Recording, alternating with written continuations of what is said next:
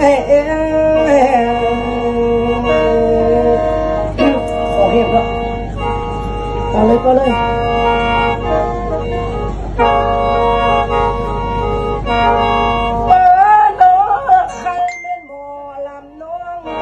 มาเห็นป้าหมอเข็นไอทางซ้ายเกินมาลอ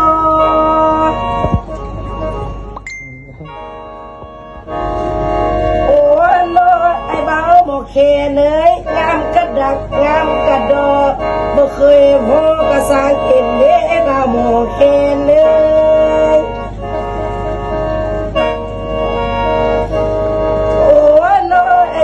โอเคเนาะคันเว้นมาเห็นไอ้ไก่นี่เสียเป้าสิเป็นบ่โอ้เนาะมาเห็นว่าโมเคนเจ้าข่าวนี่จะแก่นเคยเลยนำเด้